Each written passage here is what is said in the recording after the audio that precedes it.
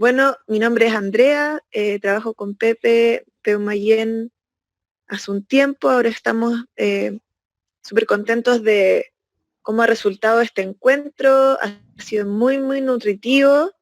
Eh, Esperamos que se pueda repetir esta instancia con otros temas a conversar. Y bueno, le dejo el pase a Pepe haciéndole las dos primeras preguntas que le hacemos a todos los invitados, que es ¿cuál es tu oficio? ¿De qué se trata tu proyecto? ¿A qué te dedicas? Y también qué es para ti la bosquicultura. Ajá. Bueno, hola, buenos días a todos, a todas. Ahora me toca estar aquí exponiendo el tema que nos toca hoy, que es el paisajismo alimenticio. Vamos a partir presentándome un poco yo. Y bueno, soy Pepe. Como decía la Andy, creé Peumayén ya hace alrededor de 5 años. Peumayén partió como un jardín para poder dar talleres. En realidad, el jardín donde yo vivía, el jardín de mi madre, de la casa. Entonces, más que nada, yo desde niño, yendo como la historia más atrás, desde niño en ese jardín tuve la oportunidad como de jugar, conectarme con la tierra. Entonces, no sé, alrededor de los 11 años, partí explorando como desde que estábamos en el supermercado y vendían una planta de frutilla. Entonces yo le pedí a mi madre si es que ella me la podía comprar, así como un niño que pide un dulce, una planta de frutilla que vendían. Y llegué a mi casa a plantarla. Y, y sin ninguna guía en realidad, no fue como una actividad familiar o algo que me hayan incitado, era simplemente como un gustito instintivo.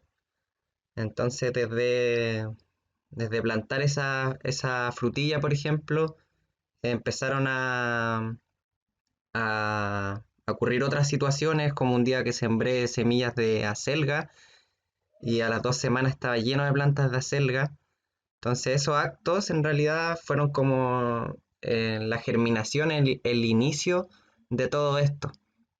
Ese jardín que digamos lo fui creando en el colegio.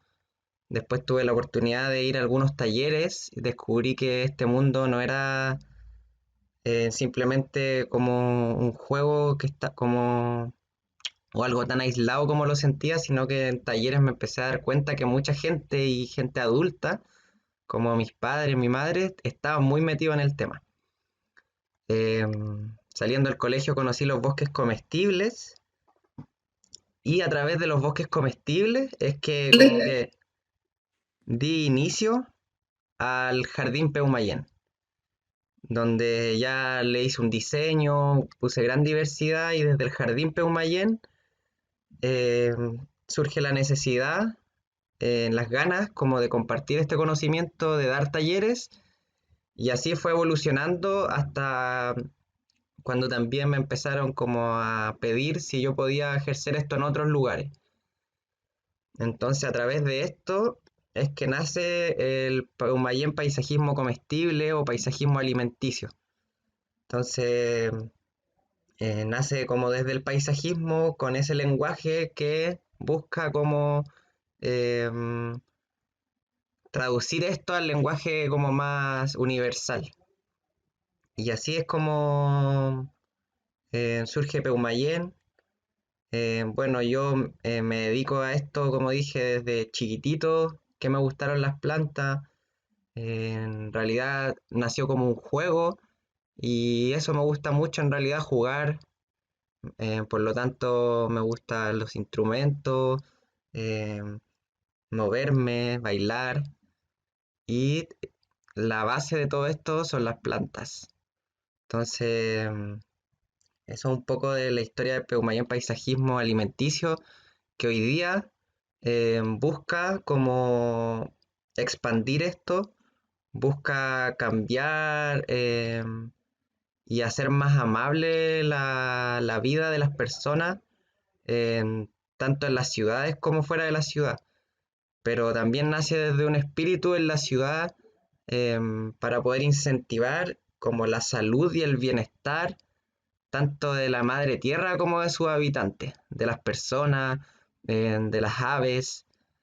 Entonces, creemos que es, creo, como de suma importancia y urgencia como el generar espacios de abundancia, ya que como vemos, de hecho hoy día nos tenemos que estar viendo a través de esta pantalla, en- por una crisis ecosocial, socioecológica, em, que está sufriendo el planeta, las personas, y todo esto debido al sistema en el que vivimos, po. Vivimos en un sistema donde se promueve la escasez, donde gracias a la escasez que digamos nos pueden como someter.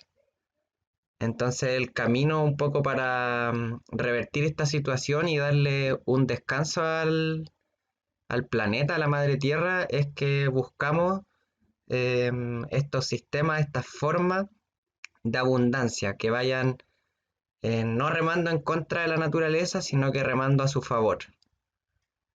Y por eso es que decidimos expandir esto lo más posible, por eso también estamos realizando este encuentro, para poder recopilar hartas visiones, recopilar hartos relatos, sentimientos y poder seguir desarrollando la abundancia en el planeta. Y bueno, para mí la bosquicultura, como lo dije la otra vez, siento que es como un concepto nuevo, pero a la vez es como, me resuena como algo muy antiguo, como que ya estuviera en nuestra esencia. Entonces, a través de eso mismo, yo siento que la bosquicultura es como todo acto, todo flujo que vaya en beneficio de la regeneración de los ecosistemas, viendo el bosque como una de las expresiones mayores de muchos lugares, sobre todo de estos territorios. Entonces la bosquicultura comprende no solo como técnicas, sino que también como el saber vivir, el saber eh, observar el entorno, ya que nosotros y nosotras dependemos totalmente de ese entorno. Entonces, muchas veces no, como que nos venden el concepto de la independencia. Como que de esto se trata un poco este sistema, como que te dicen que tú tienes que ser independiente. Y siento que esa independencia es muy ficticia y a la vez está totalmente como en contra, porque realmente siento que somos súper dependientes o interdependientes. Dependemos 100% del glaciar, de la nube que trae la lluvia, de la planta, dependemos de la hormiga, dependemos del hongo que está bajo el suelo. Entonces, yo creo que ese como rollo de la independencia va constantemente fragmentándonos, tanto de nuestro hábitat como como de las personas también. Como que tenemos que ser independientes, tenemos que valérnoslas por nosotros mismos, pero al final todo eso sigue dependiendo de esa rueda, de ese engranaje del sistema que siempre está propenso a calentarse y siempre se va a calentar y se va a fundir y se va a destruir. Y bueno, y el planeta Tierra también es así cambiante, pero prefiero pensar y sentir que no somos independientes, que dependemos, interdependemos totalmente de los demás seres vivos y también de las personas. Eso un poquito de lo que siento.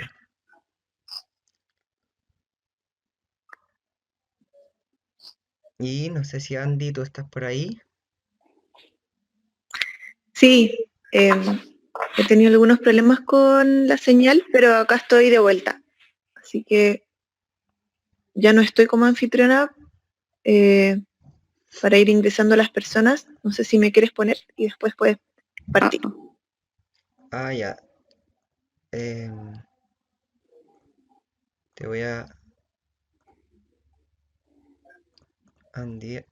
No sé por qué ya no te puedo poner. Espérate. Bueno, Ah, sí, dice que estás también, como anfitriona. ya, súper. Ya, entonces parto con la presentación. Voy a compartir pantalla y dice en qué consiste el jardín y paisajismo alimenticio. Así que vamos a partir con eso. ¿Podrías habilitar la opción compartir pantalla, Andy? Sí, listo. Ya.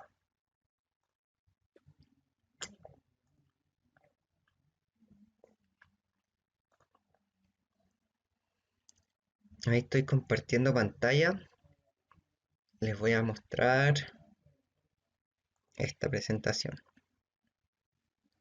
Em, ¿La ven, Andy? ¿Se ve?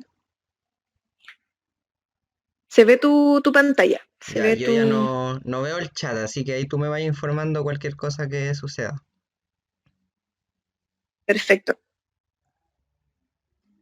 Entonces, les voy a hablar un poco de este concepto, el paisajismo alimenticio o paisajismo comestible. Esto partió como el concepto del paisajismo comestible hace ya unos años, un tiempo también surge como el repensarlo. eh, Creo que son solo nombres, son solo conceptos, como que no hay que casarse tanto con ellos, pero en el fondo pensar que no todo lo que se come alimenta y el alimento nutre y da vida.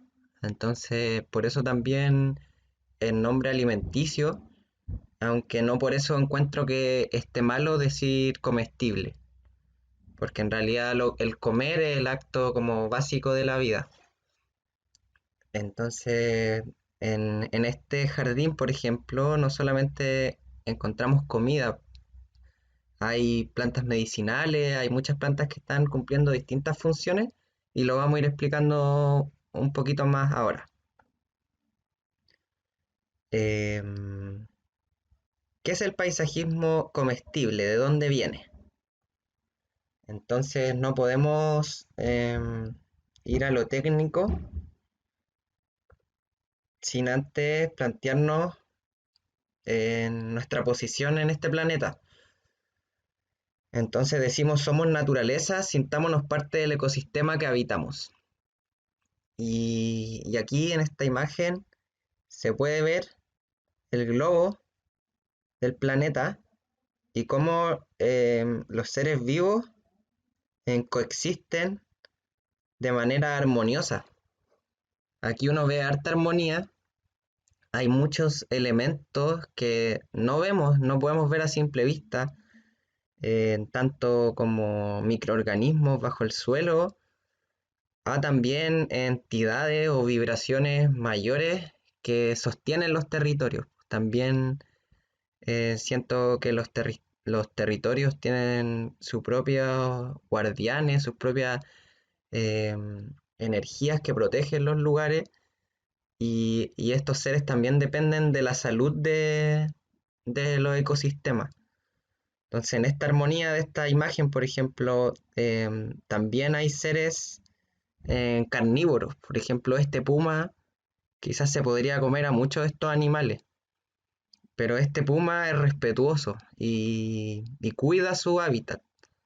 Entonces, él no está destruyendo, solamente está viviendo y esa intervención que hace, aunque pueda matar a otro ser, está en pro de la vida. Entonces, es un poco, aquí se puede ver al humano, a la humana, compartiendo este espacio. Entonces es un poco el sentimiento que tengo de que nos tenemos que sentir parte del ecosistema y sentirnos con el permiso para poder jugar dentro de él. Siento que em, ha sido tanta como la destrucción, ha sido tanta la violación hacia la madre tierra, que hoy día con esa herida o ese resentimiento muchas veces nos vemos como inseguros de intervenir o nos vemos como alejados ya. Entonces mi invitación y mi sentir es como volver a sentirse importantes dentro del hábitat, porque no podemos vivir como un monje zen, o quizás sí están los monjes zen, que quizás ni caminan por no pisar una hormiga, eh, pero igual detrás de eso hay un sistema de monjes que están trabajando para darle comida a ese monje. Pues. Entonces creo que tenemos que ser más silvestres, más animales y darnos eh, el permiso, como decía, de poder intervenir porque todos los seres aquí intervienen en su hábitat. O sea, el guanaco que pasa por la cordillera y va comiendo las plantas, va podando y no está destruyendo. El pájaro va cortando ramas para hacerse su nido y de alguna forma nosotros como animales hacemos lo mismo, pues, solamente que a otra escala. Cortamos un árbol, no una rama, para poder construirnos nuestra ruca, nuestra casa. Eh, entonces, un poco esa es la idea, como volver a sentirnos partes, pero que cada acto que hagamos incluya a esta diversidad, no la excluya. Entonces, yo no siento que seamos los organizadores del paisaje, que también se puede plantear como el ser humano, como el diseñador y el organizador de la tierra. No creo, no quiero pensar así, no lo siento así, porque si fuera así o es así, por algo hemos llegado a la situación en la que estamos, porque el ser humano tiene como esa mente y ese ego que lo puede llevar siempre a caminar en el sentido en contra. Entonces yo puedo estar creando hoy día un espacio de abundancia, pero puede que después viene otra persona que como tiene el criterio humano, puede ararlo todo, destruirlo e instalar una fábrica. Entonces no creo en el criterio humano, no siento que sea el organizador del paisaje, sino que es un pájaro más, es un animal más, que tiene que aprender a respetar a las otras entidades y no sentirse el organizador y el que lo controla todo. Siento que volver a bajarse de ese estatus, bajarse de esa altura y volver a convivir en igualdad con los otros animales y seres vivos es lo fundamental. Entonces, hablando un poco del ya como del diseño, podemos ver que con el paisajismo alimenticio estamos muy conectados con el concepto de los bosques comestibles. De ahí nace todo esto, desde el conocer los bosques comestibles es que se lleva este diseño al paisajismo. Entonces, aquí podemos ver más o menos la estructura de un bosque natural, un bosque espontáneo. Entonces nosotros vamos a imitar al bosque, se imita, pero no lo vamos a igualar. ¿Por qué? Porque vamos a respetar los espacios de las plantas pensando en la proyección a futuro. Entonces de esta forma dejamos espacios, por ejemplo, de entradas de luz para poder establecer bajo los árboles otras capas de frutos, por ejemplo, que necesiten sol o herbáceas. Entonces estos son como los primeros acercamientos a lo que es el bosque comestible, el paisajismo alimenticio. Entonces vamos a imitar al bosque en su estructura y en sus funciones y servicio o beneficio al ecosistema, pero no lo vamos a igualar. Vamos avanzando. Entonces, como aquí dice, esta es una muy linda ilustración que hizo la Andy. en un jardín imitamos un bosque natural joven, tanto en la diversidad de estructuras como en sus funciones. Y trabajamos con lo que son las capas. A ver. ¿Se escucha bien, Andy? ¿Va todo bien?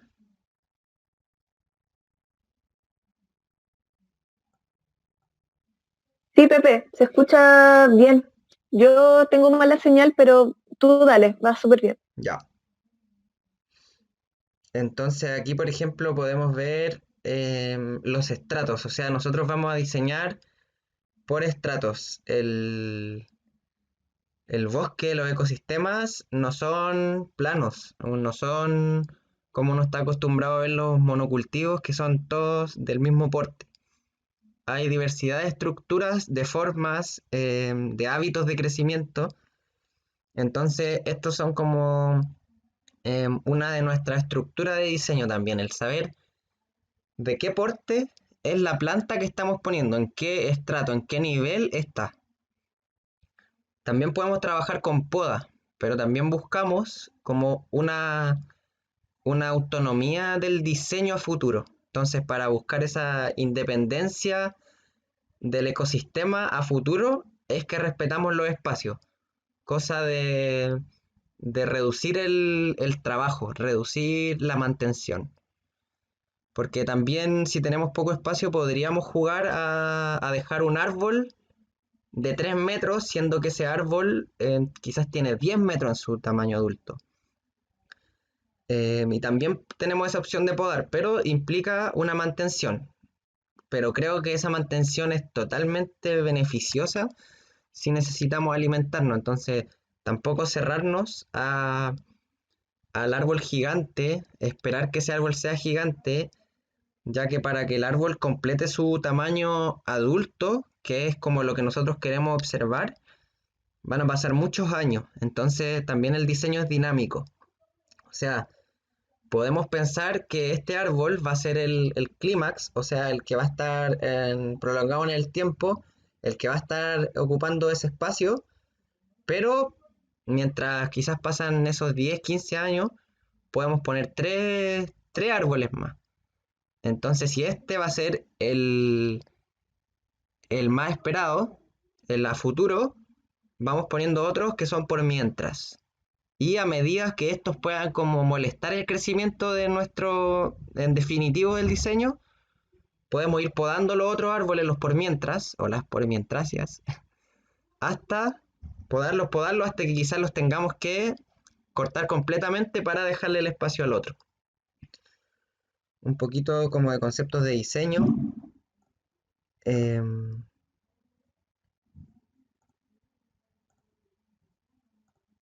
Ya entonces, no, necesito ir para atrás. Entonces, el... ¿estos son huertas? No, no son huertas con el concepto de huertas que conocemos. ¿Las puede incluir? Sí, las puede incluir. ¿Por qué digo que no es una huerta? Porque nosotros generalmente conocemos la huerta como un sistema de cultivo con plantas anuales, bianuales o algunas plantas que viven más años. Esto significa que son plantas, las anuales, bianuales, plantas de ciclo de vida corto. O sea que crecen una temporada, 2 temporadas y tú las coseches o no, estas plantas se mueren.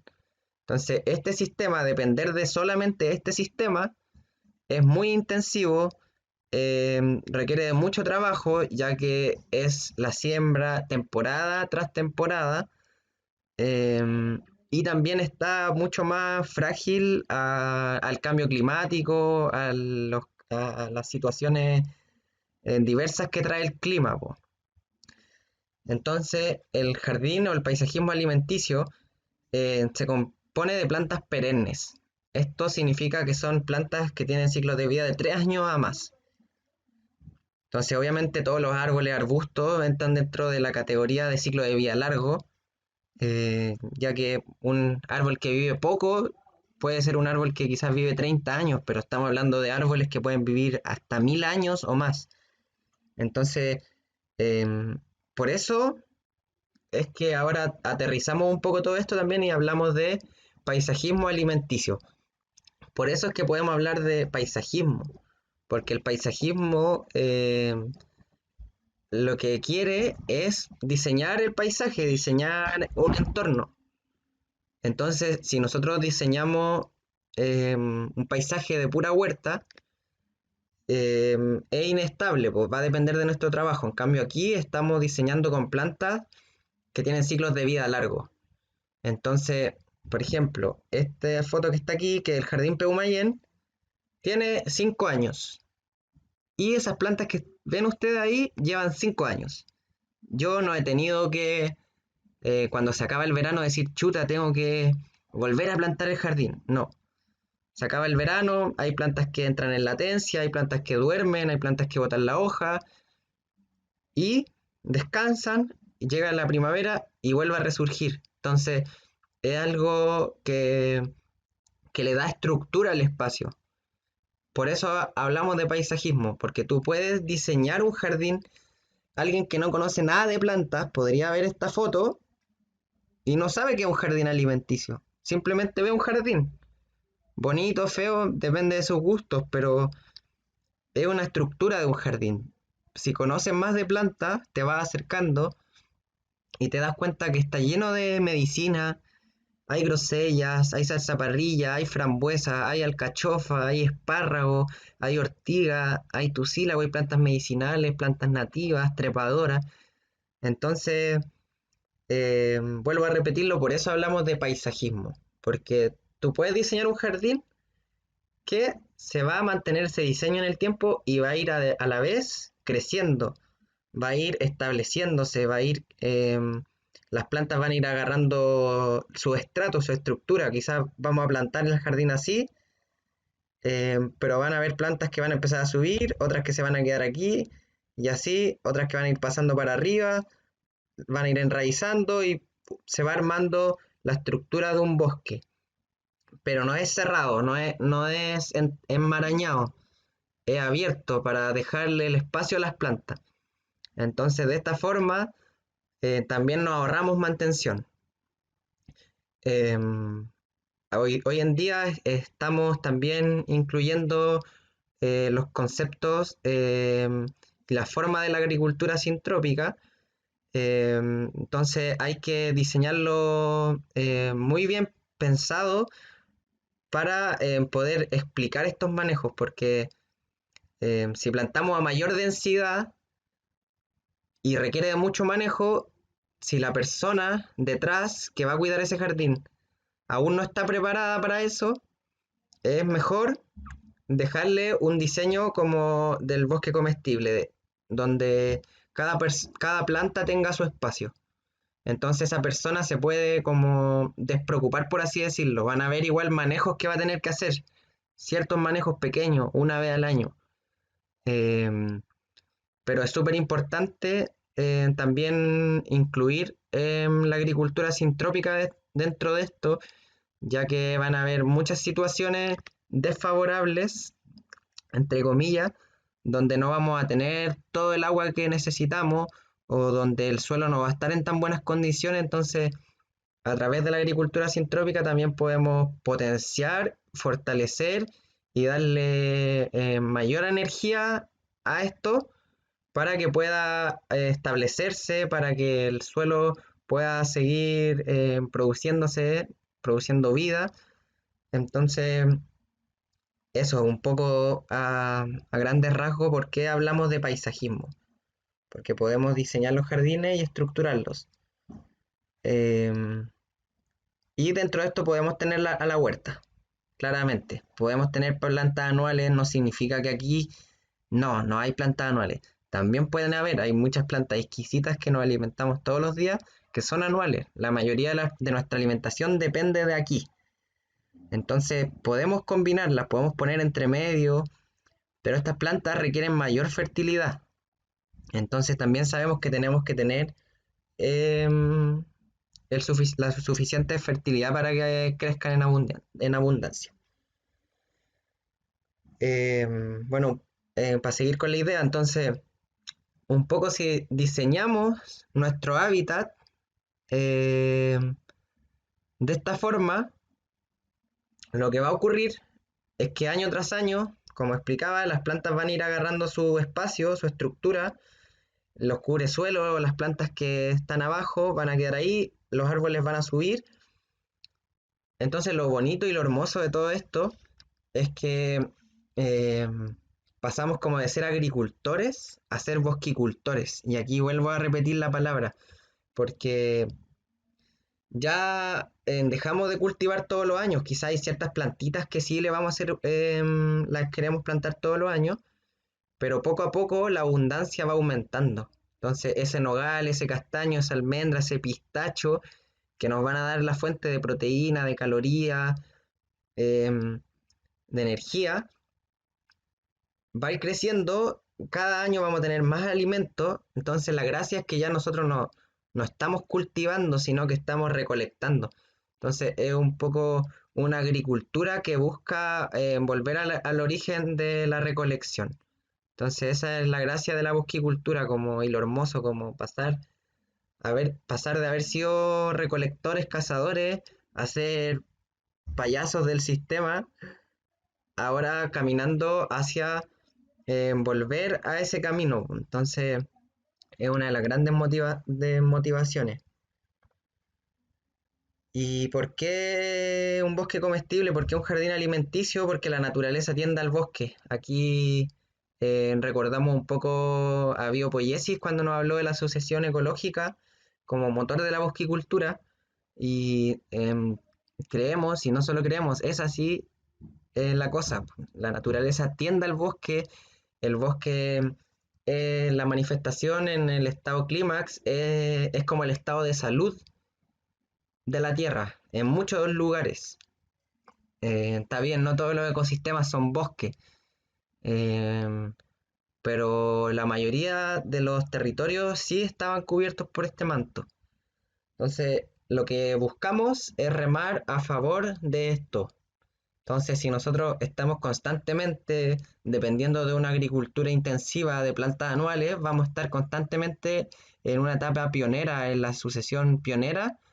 Em, entonces, como cortar constantemente el cogote a ese flujo. Y lo que buscamos es remar a favor para llegar a una comunidad clímax, a un estado de máxima abundancia o la fase de abundancia donde nos volvemos monos, donde volvemos a ser seres más silvestres, recolectores, donde vamos sorprendiéndonos de los alimentos y de los frutos que van apareciendo en cada época, cada temporada.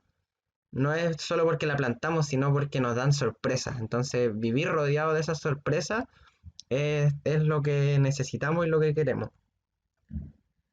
Aquí, bueno, hablar como un poco más de los beneficios de los bosques. Son nutrición de suelo, actúan como sumideros de carbono, proporcionan alimento a millones de personas, son acueductos naturales y albergan el 80% de la biodiversidad del planeta. Entonces, lo importante que es volver a este hábitat. Un poco las consecuencias de la deforestación también aparecen aquí. Creo que las consecuencias de la deforestación van más allá de esta imagen. Creo que la consecuencia de la deforestación es que hoy día estemos encerrados, de que tengamos que usar mascarilla, de que tengamos que estar juntándonos a través de esta pantalla, eh, de que tengamos que seguir viviendo la vida que llevamos a cabo, son consecuencias de la deforestación, de los hábitats, la destrucción del planeta. eh, Cambiar el flujo del agua, yo creo que es uno de los mayores errores que ha cometido el ser humano. Digo ser humano porque yo creo que han sido hombres lo- los que han llevado esta pega a través de lo que conocemos como el patriarcado y del control. Entonces, cambiar el flujo del agua es como destruir la vida, o sea, eh, tanto así como desviar una vertiente, como es desviar el caudal de un río, atenta contra la naturaleza en su máxima expresión. Entonces, Asimismo, como desviar el agua, en deforestar, es la causa de todo esto que estamos viviendo. Beneficios para las personas. eh, También ya, como vemos, esto no es totalmente antropocéntrico, o sea, pensamos en nuestra autonomía, pensamos en nuestro bienestar, como el ego podría ser, pero pensamos en todos los seres vivos, pensamos en la naturaleza. Entonces, si queremos que el planeta esté en salud, el ser humano tiene que estar en salud, porque si somos quienes están en este momento como llevando a cabo los actos que van determinando los ecosistemas, si seguimos enfermos, seguimos en desequilibrio, van a seguir ocurriendo este tipo de situaciones. Entonces necesitamos como también fortalecer nuestro bosque interno, necesitamos florecer, necesitamos también volver a decaer, volver a botar la hoja y sacudirnos de toda esta mugre, de todo esto yin, de toda esta basura que tenemos acumulado en nuestra sangre, en nuestro corazón. em, y conectarnos con las plantas, conectarnos con el jardín nos va a ayudar a hacer esta depuración, a hacer esta depuración histórica que llevamos en la sangre, de sometimiento, esta historia de control. Las plantas nos dan la mano, son nuestras amigas, para poder volver a respirar tranquilo, poder volver a respirar profundamente. Entonces, hablamos de los beneficios que para las personas de este ecosistema. Entonces, hay baja mantención, porque las plantas tienen soporte, descansan, vuelven a crecer, o otras simplemente están siempre verdes, pero no necesitas estar trabajando la tierra, no necesitas estar arando, no necesitas estar desmalezando todo el rato, no necesitas estar abonando, porque las plantas tienen la capacidad de abonar si tú las respetas. Y también hablamos de alimentos con mayor valor nutricional. Después vamos a mostrar una tabla de eso. Hablamos de que esto favorece la economía local por sus múltiples productos. O sea, no es comida nomás, no es el bosque comestible, el bosque alimenticio que también, donde hay alimento, hay forraje, hay fibras para hacer canasto, hay medicina, hay flores, hay plantas para teñir lana, hay de todo. Plantas que nos pueden dar abrigo, ropa. Esto permite compartir con amigos o la familia dentro de este ecosistema, produce ahorro de dinero, eh, hasta que ojalá podamos ya no depender de él. Esto fomenta la vida al aire libre, eh, accede a comer saludable y fresco, momentos de relajación. Y bueno, también te puede servir este espacio para poder seguir expandiendo el mensaje, o sea, para usarlo para salidas pedagógicas. Tu jardín puede ser un hermoso lugar para que niños y niñas de escuela puedan ir a visitar y que puedan, como se les pueda fomentar estos actos, estas formas.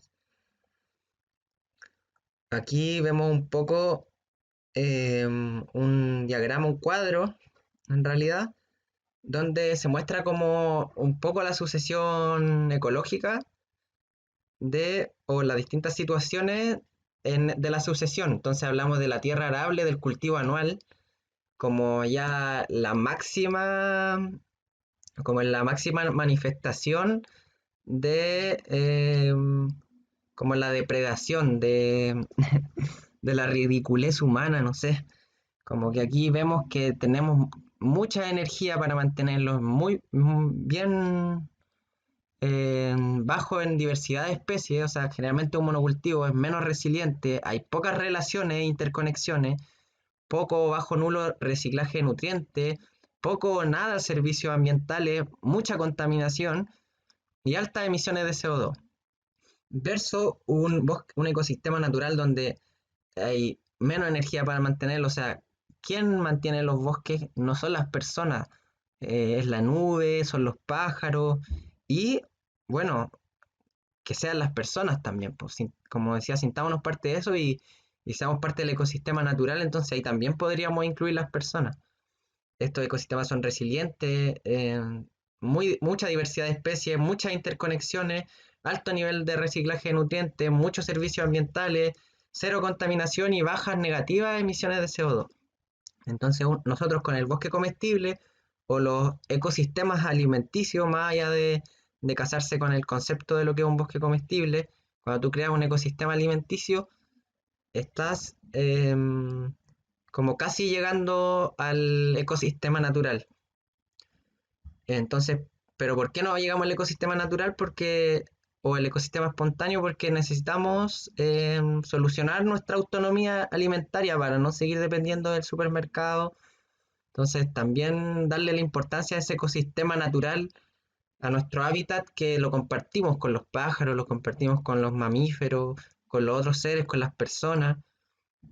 Y ojalá que el planeta entero esté repoblado de ecosistemas espontáneos naturales, no como de solo nuestro hábitat del bosque comestible, sino que ojalá todo sea un gran bosque y nosotros podamos hacer ciertos manejos para poder crear nuestro hábitat.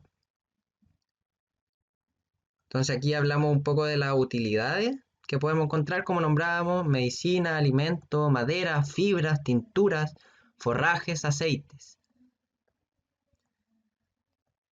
Podemos ver un poco los roles ecosistémicos que tienen las plantas, em, que son, por ejemplo, el acumulador dinámico o la acumulación de los nutrientes, el ciclaje de los nutrientes, que son las plantas que pueden producir biomasa. Están las plantas que fijan nitrógeno, están las plantas que cubren el suelo y evitan la deshidratación, están las plantas insectarias que albergan insectos, que aumentan la diversidad, porque aquí la diversidad es el eje principal. O sea, los monocultores tienen miedo de la diversidad. Por eso también el racismo, lo- los políticos, la gente dominante también tiene miedo de la diversidad porque se les sale del control, porque ellos tienen formas de dominación, entonces tienen que ir complejizando su forma de dominación. Entonces, a mayor diversidad, es mayor el equilibrio que se forma en el ecosistema. Entonces, por eso no le tenemos miedo a los insectos, porque los insectos son parte importantísima y a más insectos mejor. O sea, en el jardín ya no le tenemos miedo a los caracoles, no le tenemos miedo a los pájaros, sino que les tenemos aprecio, les tenemos cariño, porque es gracias a estos seres el ecosistema puede autoequilibrarse. Porque nosotros ponemos de nuestra parte, pero no podemos ser en los controladores de todo lo que ocurre. Hay plantas aromáticas que ayudan también con sus aceites esenciales, con su fragancia, a seguir aumentando esta diversidad. Están las plantas pioneras, que son plantas que tienen la capacidad de llegar a las situaciones más adversas cuando un ecosistema fue perturbado. Las primeras plantas en emerger son plantas guerreras, plantas pioneras, eh, son la primera línea de todo esto. Están las plantas cortafuegos, hay plantas que también son resistentes al fuego, o sea, si uno está en un lugar propenso al fuego, a los incendios, también está bueno fortalecerte, rodearte quizás de un cordón cortafuego.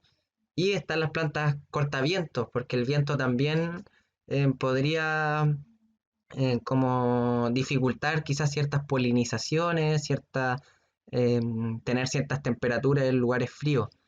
Entonces, hablamos de la importancia del cortaviento, por ejemplo, cuando vamos al río, nos tiramos al agua y después de que nos salimos eh, y hace frío, uno se pone en una roca calentita y de repente llega el viento, ¡uf!, y te enfría todo ese calor que estaba acumulando mientras el sol te pegaba, llegó el frío y te enfría.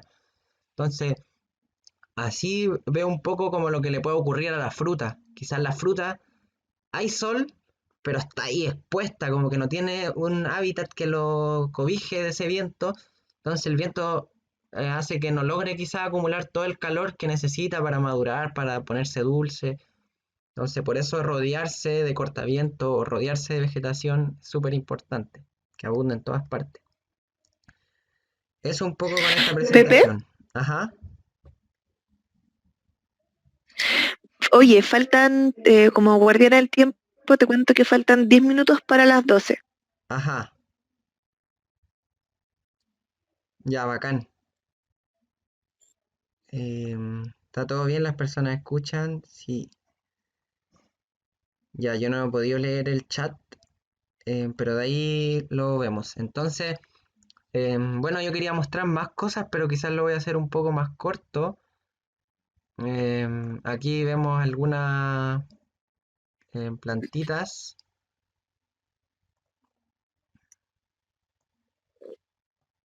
Bueno, ahí está. Entonces, la diversidad de frutas es tremenda, po. Chañar, granada, feijóo, aceituna, higuera, fisal, y en realidad muchas, son muchas, no podría nombrarlas ahora todas. Em, Como también incluir las plantas nativas dentro de esto, o sea, compartimos el sentimiento de que no todo es nativo, hay un origen, sí, hay una antigüedad en el territorio, pero eso no determina lo que viene después, el ecosistema es dinámico, entonces, pero aún así las plantas nativas son de tremenda importancia, ya que hace muchos miles, millones de años están en muchas de estas plantas que conservan como la energía del lugar. Entonces, poner una planta nativa es como colocar una antena, no sé, que armoniza el espacio, que le da fortaleza al lugar. Entonces, la importancia de las plantas nativas es tremenda, pero no son las únicas. Toda planta que esté en la tierra tiene el derecho a estar. Es como la otra vez hablaba también con Ricardo y me decía como, es como que aquí todos nos tuviéramos que ir porque no tenemos apellido mapuche. Solo se quedan los mapuches. O sea, si vamos con ese concepto de que lo exótico es negativo, entonces vámonos, pues, vámonos todos los mestizos y tampoco tiene sentido, pues todos tenemos derecho a habitar el lugar donde nacimos, pues. Entonces, asimismo las plantas también tienen el mismo derecho y por eso creemos en la diversidad. Y bueno, mostrarles un poco de la página web para poder mostrarles más cositas. Está la página Disfruta Peumayén, Paisajismo Alimenticio. Aquí estamos en este encuentro hermoso que es el último día. Y quería mostrarles un poco en más fotos. Aquí están los proyectos que pueden ver. Y aquí está el Jardín Peumayén, el jardín que nos vio nacer. Entonces, eso es para seguirle como compartiendo un poco de fotos de lo que pueden llegar a ser. Aquí está el jardín recién plantándose. Aquí podemos ver un gremio, un consorcio, una asociación de plantas recién plantada. Aquí el suelo está descubierto. Nosotros siempre buscamos que el suelo esté cubierto. Entonces, mientras las plantas no formen ese manto verde y esté la tierra expuesta porque están recién plantadas, necesitamos darle una buena cobertura de paja, de hojas secas, de cartón, de lo que sea orgánico que tengan a mano para cubrir el suelo mientras las plantas son las que van a cubrir después. Ahí vemos el jardín, está recién plantado. Y ahí vemos el jardín ya después de unos meses, el primer año, donde si ven está en la paja.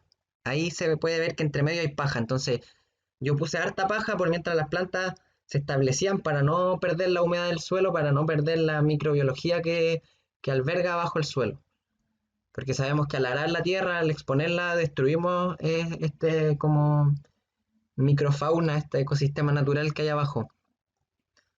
Entonces, em, así pasa el jardín, ahí ya pasa más el tiempo, el jardín se va estableciendo, llega la nieve y no importa, las plantas simplemente se tapan de nieve. Un día que nevó en Santiago hace unos años, y no murió ninguna planta, porque también estaban todas protegidas entre ellas. Hay muchas plantas que son totalmente, toleran totalmente la helada, entonces esto también es lo que hablamos de los ecosistemas resilientes, tanto al sol, a la nieve, a la lluvia, hay más nieve.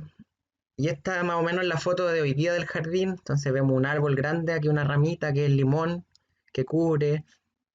Vemos el chilco, que es nativa, tucílagos, ortigas, acelgas, malvas, consueldas, espárragos, alcachofa. Entonces vemos toda esta diversidad. Entonces también nos damos cuenta de que aquí hay plantas que no son conocidas por resistir la sequía. O sea, un rubarbo gigante que hay aquí, un chilco, un tucílago, no son plantas que uno diga que son de sequía. Pero aquí podemos comprobar que cuando hay alta densidad, que cuando las plantas, el suelo está cubierto, las plantas guardan el agua bajo el suelo y este jardín ha sufrido harta sequía en los veranos. Antes cuando yo vivía ahí y me iba a mochilear, me iba de viaje, muchas veces en la casa no lo cuidaban bien, pues yo llegaba y estaba todo seco. Quizás lo regaron un par de veces en todo el verano. Y bien, las plantas estaban vivas y después les dais un poquito de agua y vuelven a florecer. No están muertas, han pasado mucha sequía y están perfectos, chilco, rubarbos, tucílago, ortiga, plantas de agua. Entonces, también a medida que avanza el tiempo, también esto se va fortaleciendo más, las plantas van profundizando sus raíces en el subsuelo y van siendo capaces de sobrevivir mejor. Eh, y bueno, aquí ya como un poco más de fotos, lo último. También les iba a hablar un poco de diseño, pero eso lo podemos dejar para otra instancia. Aquí podemos ver un espacio donde había un jardín, un vivero, perdón, enano, donde yo reproducía miles de plantas en un año con un mueble vertical diseñado especialmente para las plantitas con riego. Entonces, acotarse a los espacios urbanos y plantar, plantar, plantar, rubarbo. Ahí estoy yo cosechando rubarbo para hacer mermelada, esa plantita que se parecen al alca, flores de feijoa, frambuesa, fisal y alcachofa, el jardín, la familia disfrutando del jardín, alcachofas, ahí lo mismo, zarzaparrilla, frutas, insectos, animalitos, flores, insectos, flores, medicina, goji berry, el famoso pololo, la menta albahaca, el chilco.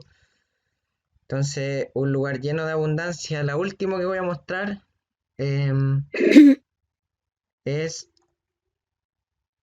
esto, por ejemplo, invitarle a destruir el cemento. Este es un jardín lateral, donde era un radier muy profundo, porque aquí era estacionamiento de autos, y, y destruimos el cemento. Partimos con chuzo, terminaron un amigo arrendó una máquina, costó 7 lucas, entonces con 7 lucas en el día pudimos destruir mucho cemento. Entonces ahí también está como la delgada línea de la máquina, o sea, es para destruir, pero también puede ser para crear vida. Entonces destruimos el cemento y hoy día es un jardín abundante, lleno de vida, lleno de insectos. Aquí vemos un durazno, al fondo un manzano, entonces esto va a ir agarrando cada vez más estructura de bosque. Hay chilco blanco, hay también una parte más de huerta, más de sol. Y bueno, creo que dejémoslo hasta ahí mejor para que abramos el espacio de preguntas. Me pasé un poquito, son las 12. Está súper bien. Igual algunas personas aquí decían que, que se alargue nomás, pero vamos a tratar de abrir entonces ahora el espacio de preguntas. Yo he ido anotando algunas. Em, ¿Cuál es la distancia de plantación entre dos árboles del estrato alto? ¿Cuál es la distancia de plantación entre dos árboles del estrato alto? Ya, déjame volver al... Quiero volver al Zoom, al programa. Un segundito. Em,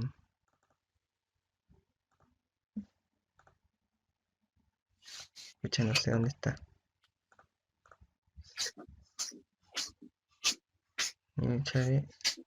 Ya. Bueno,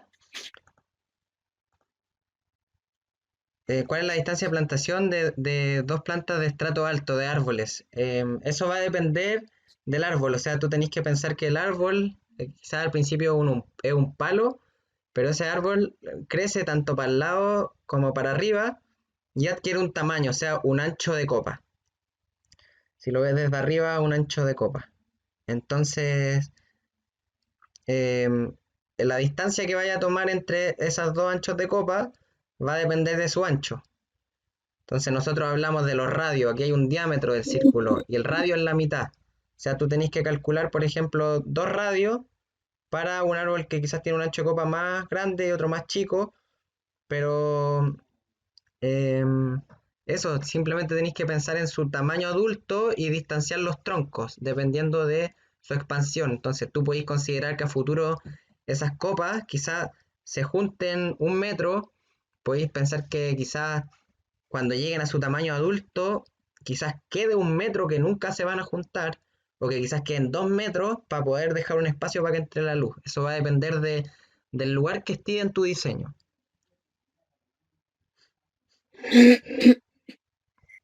También,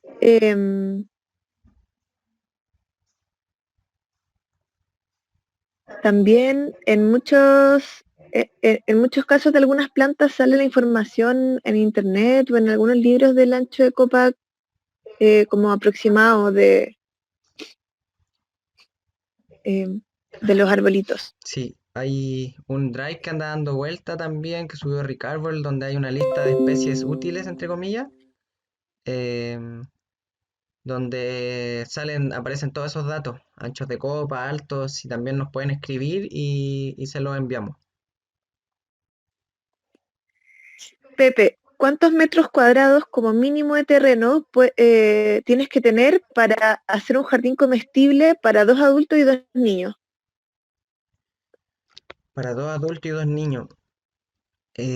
Bueno, es que eso, por ejemplo, si nosotros queremos autonomía alimentaria, así como total, en realidad yo creo que necesitamos mayor espacio porque necesitamos, no sé, por lo menos de un nogal, de un almendro que nos dé esa energía. Em, pero ya por lo menos para una familia de 4 personas, 2 adultos y 2 niños, el jardín que yo harto les mostré la foto, que es el jardín como trasero de Peumayén, tiene 25 metros cuadrados. En esos 25 metros cuadrados encontráis el limón para aliñar la ensalada, encontráis diversos vegetales, encontráis grosella, frambuesa, arándano. Entonces tú con 25 metros cuadrados en realidad tenéis alta diversidad, tenéis frutos en distintas épocas, pero no vaya a abastecer tu alimentación. Ahí yo creo que es digno que una familia por lo menos pueda habitar en una hectárea para poder como desarrollarse completamente en su hábitat. Pero ya, aunque tengáis 2 metros cuadrados, podéis tener un arbolito, podéis tener una trepadora, una uva, un kiwi, o quizás una uva y un kiwi, podéis tener menta para hacerte un batido, quizás con el arbolito, la fruta del árbol. Entonces, eso, como que todo espacio que tenga va a ser igual beneficioso. No sé cuántos metros son exactos. Y bueno, se liga mucho con la otra pregunta que hicieron, que es ¿qué nivel de independencia puedes conseguir con un jardín alimenticio, si es que se logra la soberanía alimentaria? Claro, eso es lo que Mm, te estaba respondiendo también. Se logra, pero necesitáis más Eh, espacio, necesitamos árboles. Pero también esa es la gracia de la ciudad. Y y se me olvidó mostrarle en realidad por tiempo y por eso está la jardinería de guerrilla. Entonces, em, también como decir que como Peumayén promovemos y somos parte del movimiento de la jardinería de guerrilla o la jardinería por la liberación porque necesitamos como plantar por todos lados, da lo mismo que tu patio sea así, hay que ir a la calle a plantar y plantar en todos los espacios porque esa es la forma que tenemos, que tiene la gente en las ciudades de poder caminar hacia la autonomía.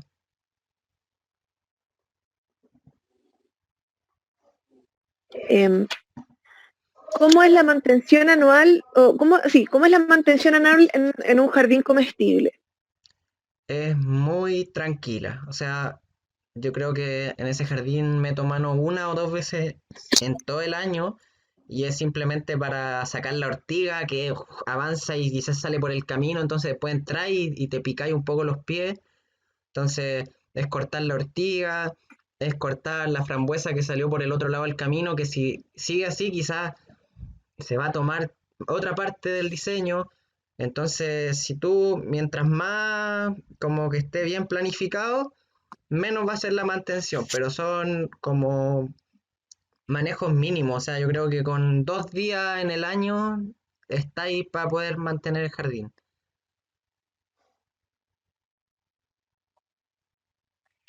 Buenísimo. Preguntaron también qué pasa con los adultos mayores. ¿Este tipo de jardines es apto para adultos mayores? Sí, de todas maneras es para adultos mayores.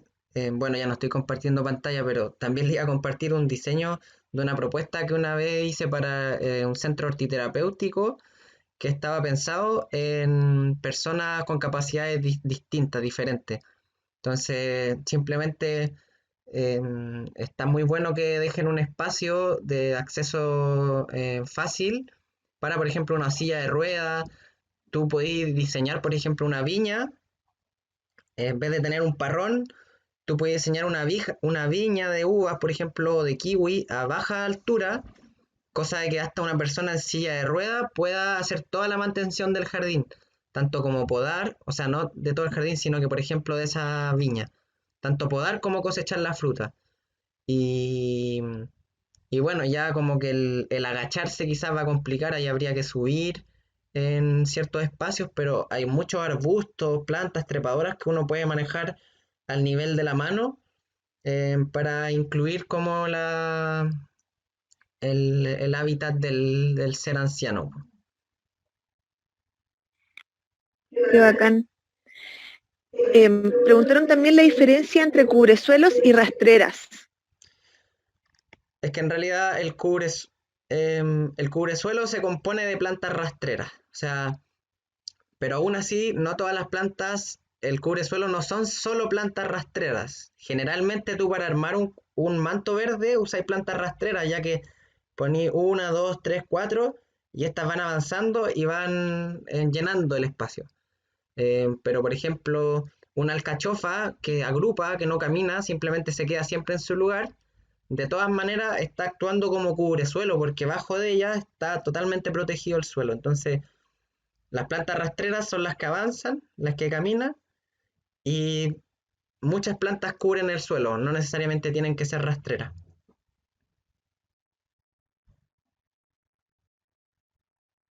Bacán.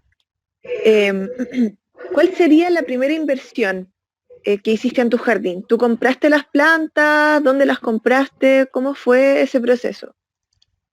Em, bueno, cuando yo partí antes del jardín, era como de huerta, entonces yo compraba el másico, hacía mis semillas, pero ya cuando hice el jardín, al principio tuve mucho apoyo de mi amigo Ricardo Bolito, em, de Huelemu, que fue una de mi escuela, que quizás no lo nombré, pero súper importante, la escuela de Huelemu. Ahí yo tuve la oportunidad de practicar muchas cosas con Ricardo cuando estaba estableciendo varios de los lugares de allá. Entonces, él me facilitó muchas plantas en ese momento. Yo me venía de Linares en el bus con cajas de plantas. me traje hasta árboles de avellana europeo en el árbol, en el bus. Entonces tuve la oportunidad de que me dieran plantas, pero en realidad he comprado plantas, muchas las he reproducido yo. Y hay muchas plantas que son súper fáciles de reproducir que simplemente, a veces yo decía, ya quiero violeta. Y agarraba la bicicleta y empezaba así a hacer zigzag en el barrio. Entonces de repente afuera de una casa había violeta y un poquito. Se saca un pedacito, no se mata la planta y se propaga. Entonces así dejaba la violeta de la casa también y sacaba un poquito de violeta de cada casa que encontraba y armaba un cubresuelo de violeta.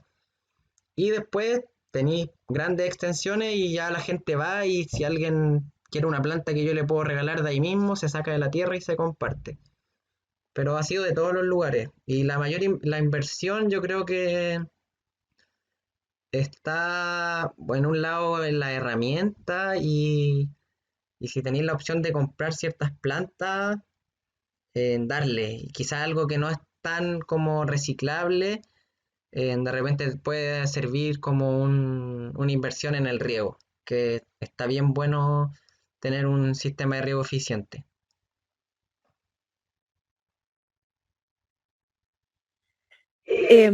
¿Cómo trabajas la tierra antes de empezar a plantar? Este jardín era chépica, o sea, como ese jardín que uno dice como, oh, o sea, esa planta que uno como que la mira como la mayor enemiga, eso era pura chépica. Y a mano fui sacándola, fui sacada terrón por terrón, la saqué, removí, tiré sus raíces y en el fondo haré la tierra. Entonces muchas veces hablamos como de arar por primera y última vez. Tuve que remover la tierra para desmalezar, planté en, en alta densidad, puse paja para que no rebrotara de nuevo el pasto, además de que intenté que no quedaran raíces, y el primer año cada vez que salía lo iba sacando. Hoy en día yo no desmalezo pasto, o sea, sí, desmalezo ciertos pastos, pero que ya no es la chépica, son pastos que salen de semilla, que también en esa mantención del año voy, lo arranco, eh, pero haré y no aboné, no puse guano, no puse compost. Tenía un compost al medio del jardín que igual nutría el jardín antes, pero fue así nomás.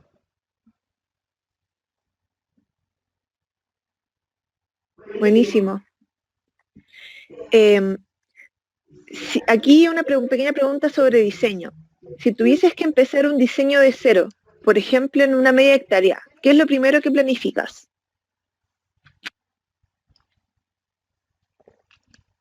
Si tuviera que empezar un diseño en una media hectárea, eh, por ejemplo, si tú querís crear como una especie de parque, de jardín alimenticio, es súper importante establecer en los árboles y no solo los árboles, sino que igual podía establecer plantas herbáceas y todo, pero necesitáis primero saturar lo más posible de vegetación y con plantas que sean lo más, como se dice, carne de perro. Entonces, de esa misma forma, las malezas son nuestras mejores amigas. Entonces, lo primero que se planificaría, en realidad, el primer paso, sería, bueno, diseñar obviamente, pero de ahí poner árboles y promover mucho la vegetación, si se puede como, si por ejemplo la gente suele quemar aquí en los campos todo lo que les sobra, como el rastrojo, la paja, las ramas, las queman. Entonces una muy buena inversión en un inicio es hablar con los vecinos, conseguir un camión, llenar de ramas, llenar de paja, llenar de hojas, y donde vayáis a plantar, hacer una buena cobertura. Eso es como de las primeras inversiones. Y ya después podéis como ir poniendo plantas más delicadas, no sé, como plantas que necesiten más cobijo. Pero lo primero es eso, tener como el suelo bien cubierto. O sea, no sacáis nada con gastarte plata en árboles y en plantas si las vais a plantar en un lugar en donde no está todo el cariño. Entonces lo primero es que el suelo esté totalmente cubierto.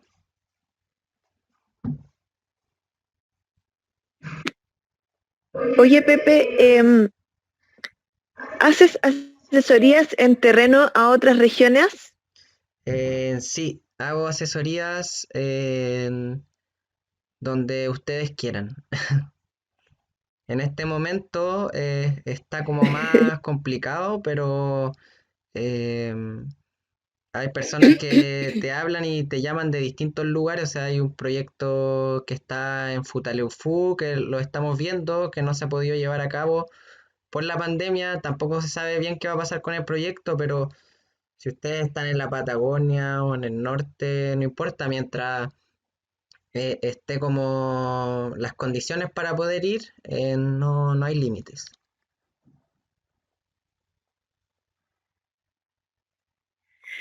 Oye, Pepe, y también preguntaron que en una casa tienen un espacio que es un poco pantanoso porque en ese lugar se reciben las aguas grises del hogar. ¿Ya? ¿Qué se podría hacer ahí? Em, Hay muchas plantas que le encanta o que sobreviven o que viven muy bien en esas condiciones. Entonces, más bien como que no se puede hacer ahí. Como que hay ciertas plantas que quizás van a como a ponerse tristes o van a decaer en esa condición de agua, de pantano, como plantas que requieren muy buen drenaje, pues no sé, pues un almendro, por ejemplo, que requiere de ese suelo bien drenado, quizás no se va a dar bien ahí porque está muy anegado, pero en realidad yo creo que ahí tenéis para hacer de todo, po. Como que lo que más falta agua, entonces si tenéis un lugar con abundante agua, en realidad no veo como el problema. Y aquí dice, claro, un biofiltro. O sea, si, obviamente yo me imagino un biofiltro, pero claro, si tenéis agua grises, lo más importante es hacer un biofiltro antes, pues. Si es que usáis productos químicos y todo. Y lo que también se podría hacer, que como para cambiar un poco esa condición de pantano, es hacer un buen como tanque de almacenamiento. Entonces pasar por un biofiltro, llevar a un tanque impermeable con algún plástico o algo, y de esta forma se va a acabar esta condición de pantano y ahí tú ya distribuís el agua a través de un riego eficiente, pues. Entonces también podéis como eh, y a la vez, si pasáis por un biofiltro, podéis volver a meterla en el ciclo del agua para usarla para el water, por ejemplo. Entonces, eso puede ser una opción.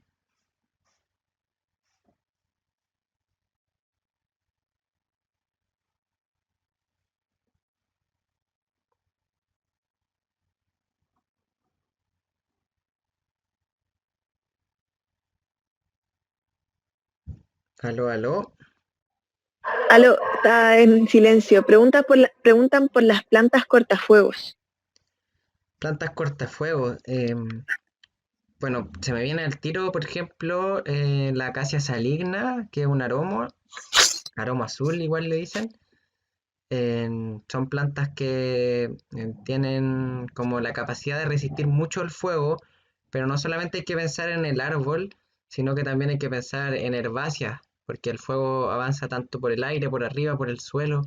Entonces, está bueno, por ejemplo, tener como cortaviento o cortafuego, por ejemplo, el ágave, una planta que resiste mucha sequía, que es bien suculenta, entonces te va a ayudar de hoja como muy gruesa.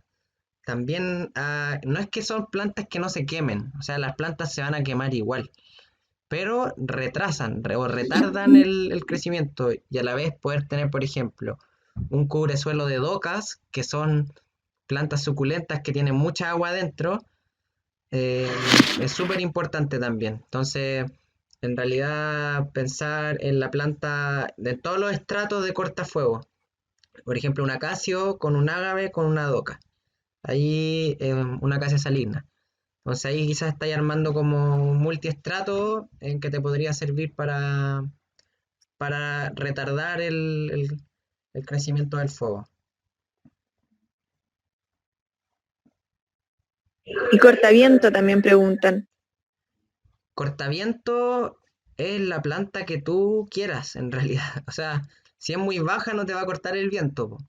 Pero en realidad es tan importante el cortaviento que una de las primeras cosas que hay que hacer, volviendo a la pregunta anterior, como una de las primeras cosas, además de los productivas o lo que, las que te dan el alimento, también hay que cobijar este espacio. Entonces, el cortaviento puede ser, por la economía, lo que más tengáis a mano.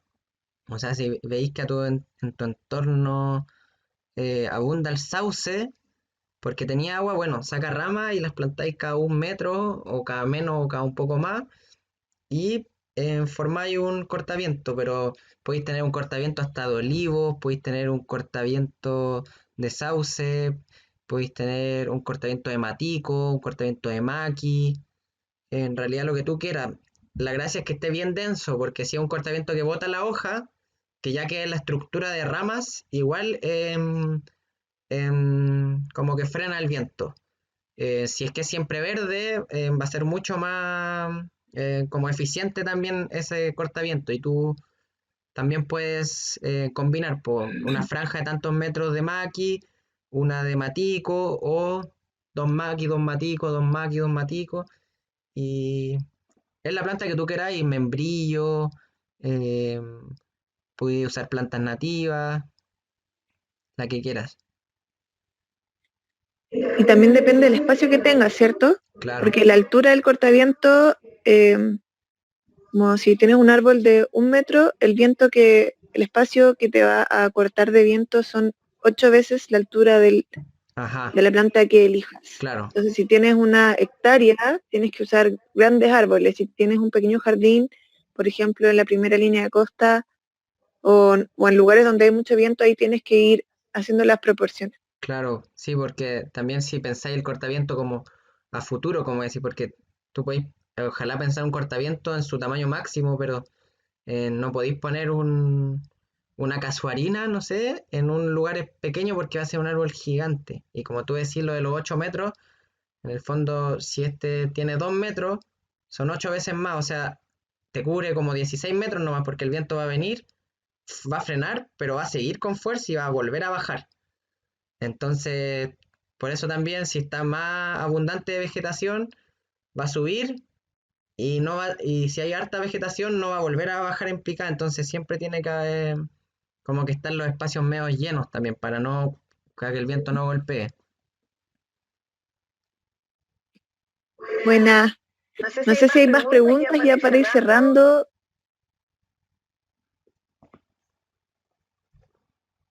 sobre lo que son los jardines y paisajismo comestible. También preguntan, bueno, ¿cómo esquejar y cómo enraizar los esquejes de las plantas? Ujú. Em, en realidad el esqueje es bien simple, hay esqueje y hay esquejón. O sea, tú puedes hacer una patillita, un esqueje de este porte, o podéis cortar un sauce de este porte y hacer un hoyo con un chuzo y pegarle con un combo, con un mazo.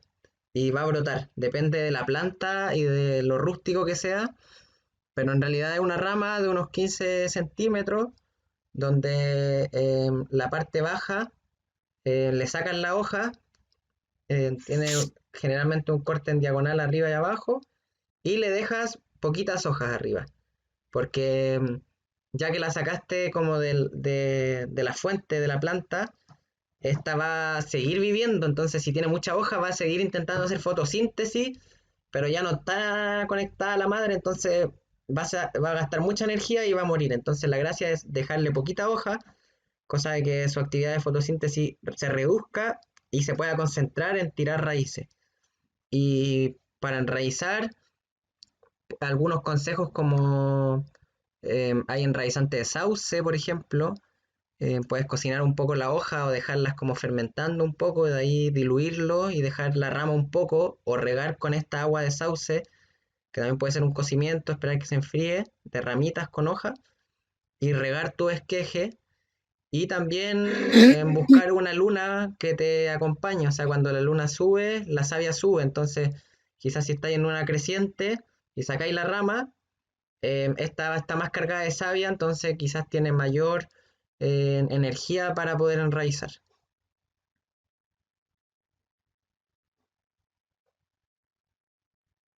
Ahí están tirando más datos. También dice infusión de cola de caballo para regar, impide que entren hongos, poner trigo donde se pone el esqueje. Ahí también están dando algunos consejos.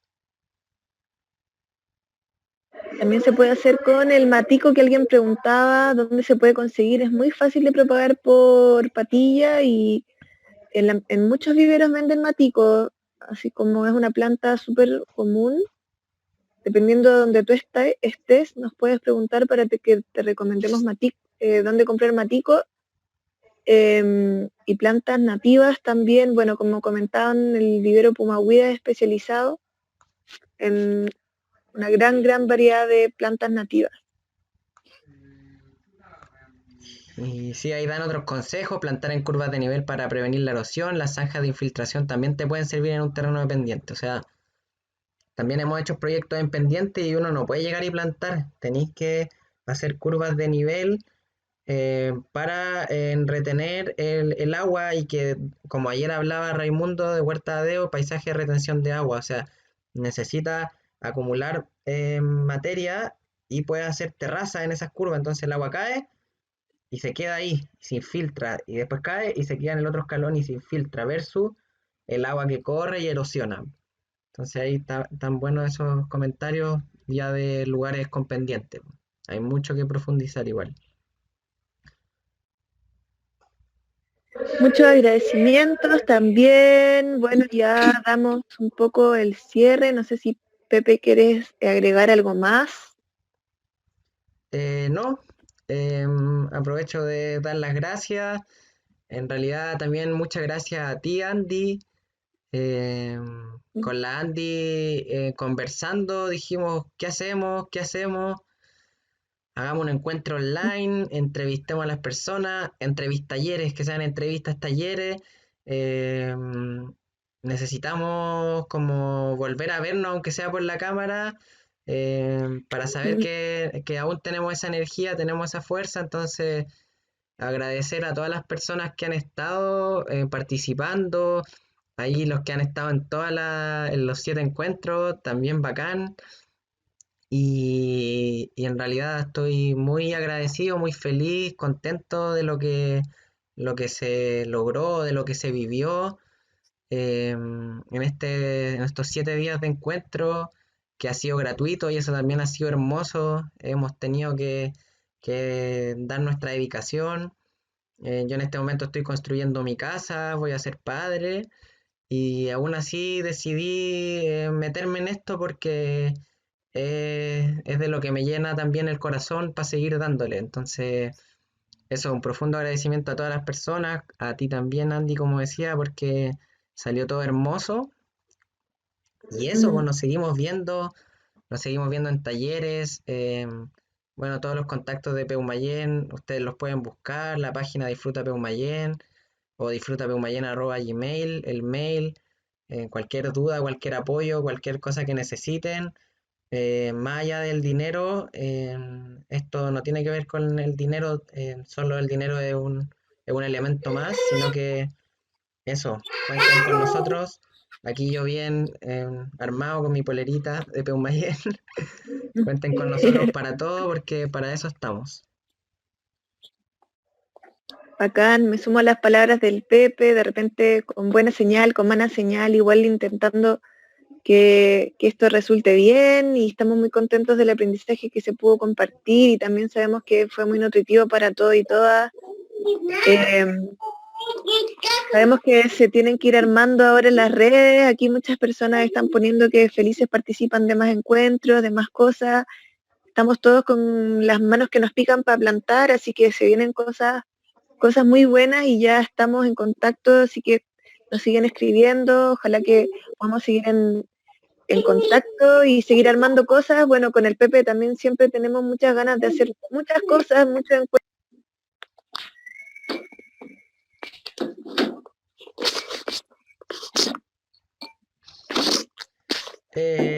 Aquí les voy a escribir la página www porque se paró el mensaje de la Andy.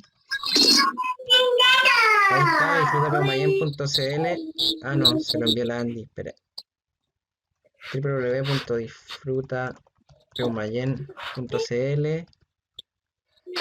Y lo mismo el mail, disfrutapeumayén@gmail.com. Y eso, ahí aguante la jardinería de guerrilla, dice el Renzo, aguante. Y nos estamos viendo en próximos talleres. Vamos a intentar hacer un taller online también de diseño de paisajismo alimenticio. Esto también nos va a ayudar a solucionar la economía también para recibir al próximo bebé que viene a embellecer el planeta. Así que ahí les estaremos avisando. No sé qué pasó con la Andy. Acá estoy. Ya, bacán. Es que Sí, se sí, había sí. quedado silenciado. Sí, acá Así estoy. que eso, Eso, Poli. pues, muchas gracias a todos. Gracias por participar. Gracias al Pepe también. Y nos seguiremos viendo. Muchas gracias. Besitos, abrazos, gente. Nos vemos.